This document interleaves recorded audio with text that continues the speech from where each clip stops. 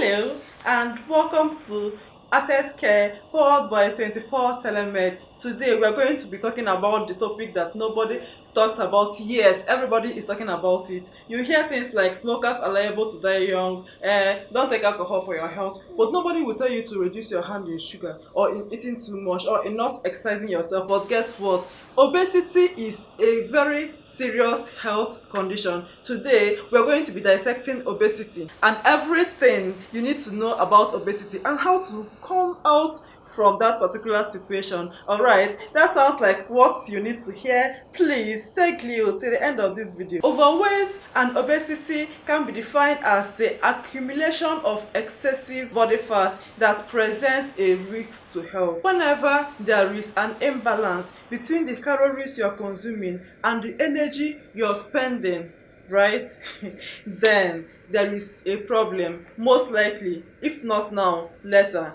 you are going to be obese. That is just the genuine biochemistry behind the whole thing.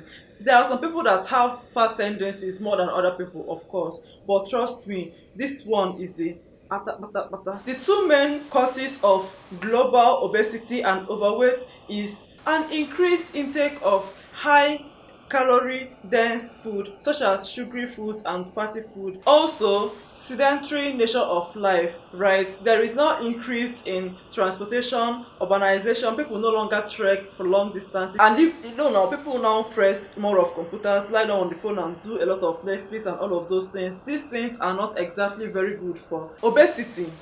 For health, nature has to be balanced. While you need to enjoy the modernity and urbanization, there is also going to be a balance. So some of the consequences of being obese or overweight is cardiovascular diseases, things that have to do with the heart, because whether you're fat or whether you're slim, your heart is still supposed to pump blood through your whole body, right? If you see the arteries and the veins of somebody that is obese and you see the arteries and veins of somebody that is not obese, you see that fat sometimes can clog these blood vessels and it might not function properly the way it should, which could lead to cardiovascular diseases, heart diseases, stroke. Secondly, diabetes, particularly type 2 diabetes. The third one, musculoskeletal disorders, people that have arthritis, joint pains, hip pains. Go and check 5 people that have these diseases.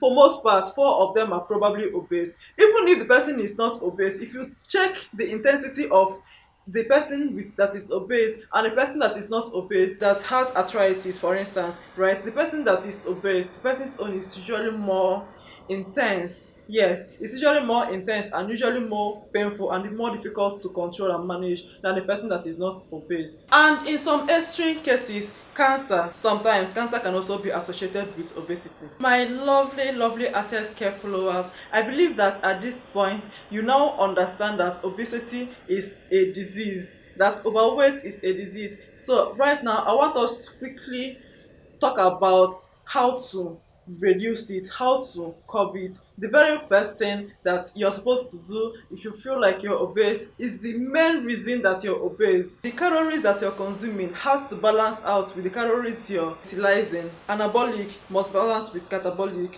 You don't understand what I mean? So that everything will be metabolizing properly. I don't want to confuse us, but you shall get what I mean. So what do? Limit energy intake from sugar and fats. Anytime you want to eat something, call it food. Stop calling it snacks. Stop eating every time. Eating every time would give you insulin resistance. If you have insulin resistance, your body will stop consuming this energy giving food the way it would normally would have if you don't have it. So stop eating every time. Reduce fatty and sugary food.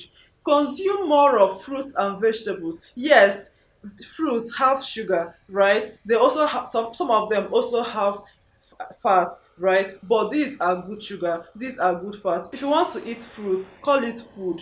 Stop eating fruits and then eating something else and then eating something else, and you now say, no, I just ate 3 bananas and a plate of food. Bananas can actually be food. So anytime you want to consume fruit, call it food. Engage in regular physical activity. Children should engage in 60 minutes of exercise on daily basis throughout the whole day. And for adults should engage in a cumulative amount of 150 minutes of exercise for a week. That's really how to balance things out. And if I were you, I would reduce from eating processed food and all these canned, preserved food. Apart from they have colors and preservatives that you might not always be very sure of the digestion, they also have very high salt, sugar and fat content producers must sell, and things that are usually more delicious to the taste but usually very salty, sugary, fatty, preservatives, colors and flavors. Sometimes the body might not always understand how to digest these things in the long run, and too much consumption of all of these things, you can eat it but in moderation, and let it be once in a long time. Moderation in everything, moderation, balance things out. So this is going to be where this video is going to be ending today. Thank you for watching this video. Right, share it with your family and friends and subscribe to this channel if you have not. All right, I'll see you in my subsequent videos. Bye.